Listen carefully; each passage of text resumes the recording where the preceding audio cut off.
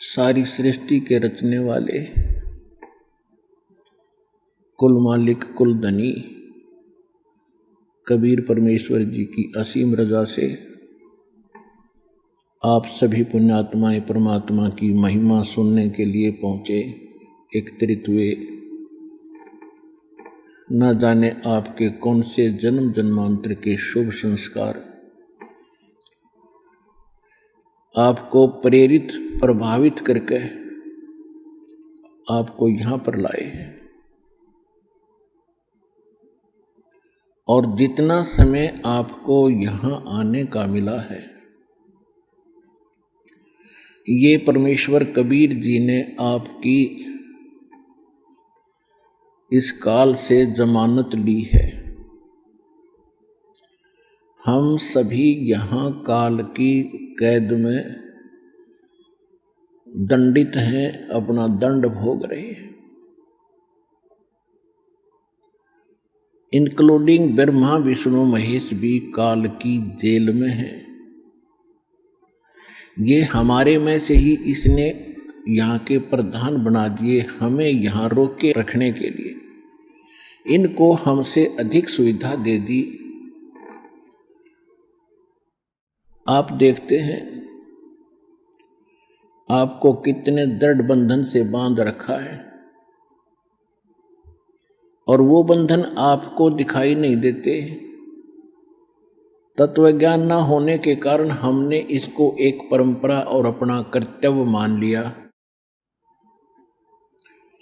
सांसारिक कार्यों को करना, बच्चों की परवरिश करना, और उसके बाद यदि कोई पैसा धन अधिक बच जाता है तो बकवाद करना, शराब पीना, डांस देखना, डीजे बजाना, विवाह के अंदर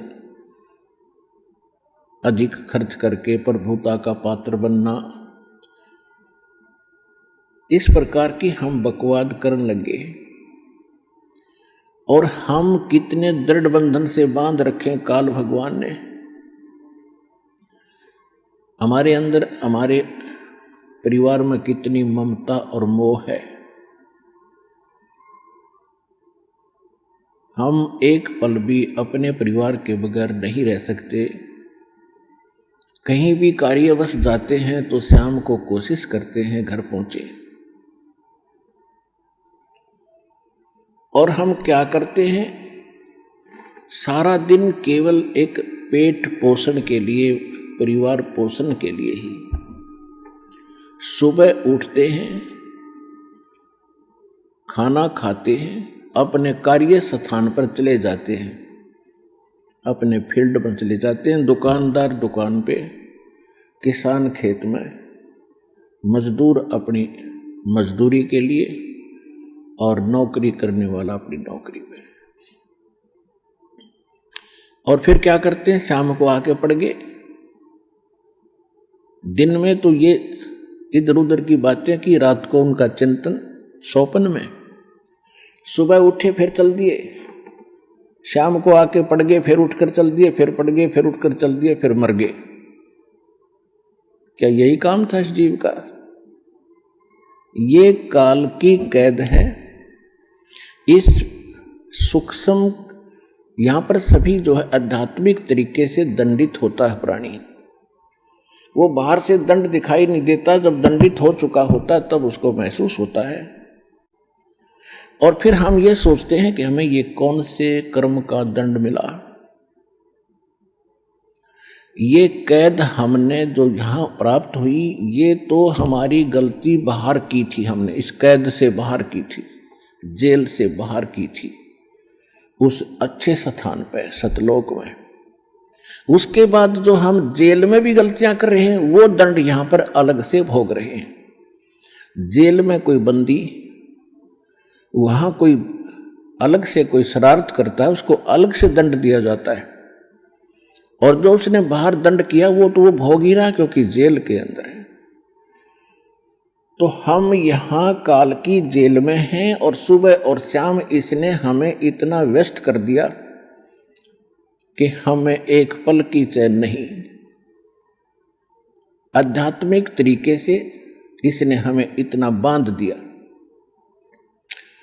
अब परमात्मा आपकी जमानत लेता है इस काल से। कहते हैं कर ले गुरु वकील मुकदमा भारी है।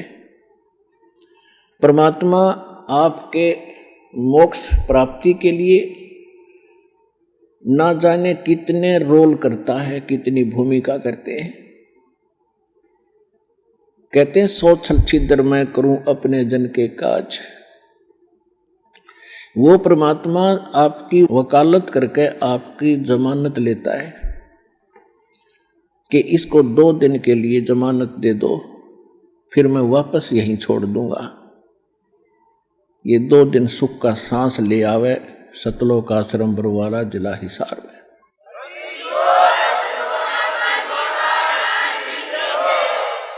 नहीं, जीव के बस की बात नहीं। इस काल के कोल्लू ते आप छूट जा। असंग जन्म हो गए हमने इसी अरहट जैसे कोल्लू में चलते हुए। तेली जैसे बैल बना रखे हम। आंखें बंद कर देता है तेली, पहले कोल्लू चला करते बैल से सरसों का तेल निकालता था। उस तेली अपने बैल को सुबह चलता कर देता था, उसकी आंखें बंद कर देता था, उस पर पट्टी बांध देता था और वो सारा दिन उसमें घूमता ही रहता था। और पीछे वो एक बार पैर बजा देता था और वो बैल सोचता था कि तेली आ गया, तेरा लठ मारेगा, दे तू डट गया, रुक गया था। तो वो सारा दिन ऑटोमेटिकली चलता ही रहता था और उसी में चलते चलते मर जाता था।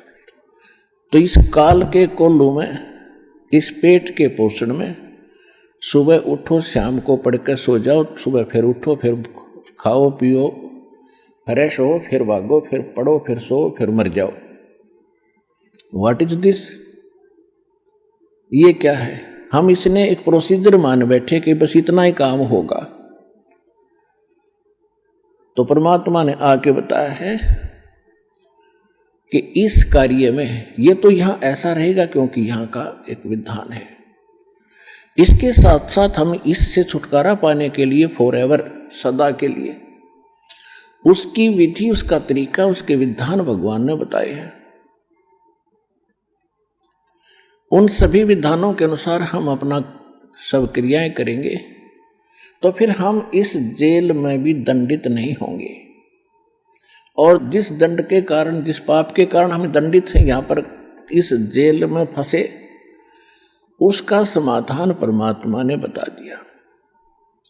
ये भक्ति, ये विधि, ये साधना, ये मर्यादा, आपकी यहां से बिल्कुल जेल मुक्त हो जाओगे, आपका पूर्ण मोक्ष हो जाएगा।